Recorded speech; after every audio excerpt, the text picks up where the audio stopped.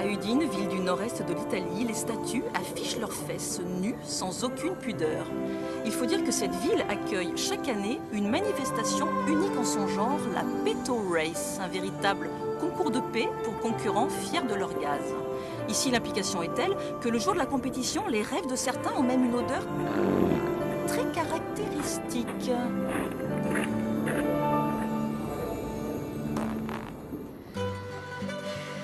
Comme chaque année, Stefano se prépare consciencieusement. Organisateur et premier concurrent de la manifestation, il suit un régime plus qu'étonnant. Ce soir, il participera aux hostilités et il ne faut rien laisser au hasard. Aujourd'hui, c'est une journée particulière. Ce soir, il y a la Peto Race et il faut carburer. Il faut stimuler nos estomacs. Du lait avec des haricots. Comme petit déjeuner, il y a sûrement mieux, mais c'est une recette qui garantit de remporter un vif succès à la Peto Race. Et pour que tout soit parfait, un dernier ajustement s'impose. Maintenant, je vais me nettoyer l'organe, car il doit être en parfaite condition.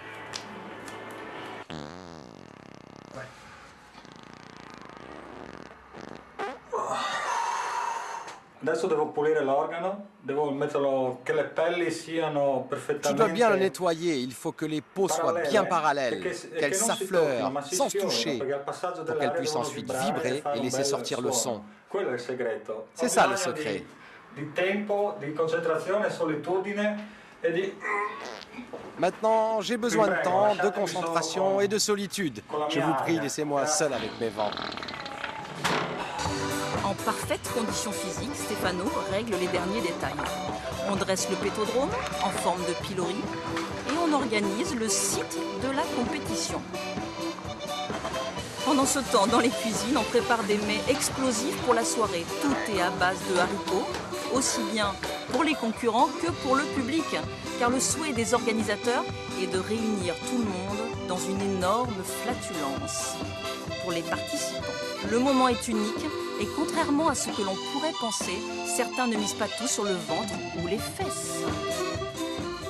C'est une question de tête, il faut bien se placer, bien réfléchir, il faut bien penser oui, et puis sortir une bombe phénoménale. Tout est prêt pour qu'une poignée de concurrents puisse défier la pudeur commune et finalement péter en public. Ces courageux ont à leur disposition un jury d'experts hautement qualifiés et des outils de mesure permettant de les départager.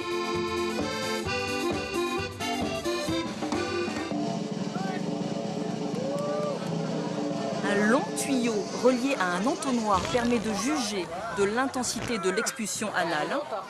Seuls les meilleurs P arriveront au juge. Il faut être sûr d'avoir un grand vent prêt à sortir et de ne pas le faire fuir pendant le parcours. Chaque fuite est autant de puissance perdue. Un arbitre spécialement équipé est chargé de la dangereuse tâche du maintien du tuyau. Il doit aussi relever le bruit et la durée de la perlouse. Tous ces éléments seront pris en compte pour la victoire finale.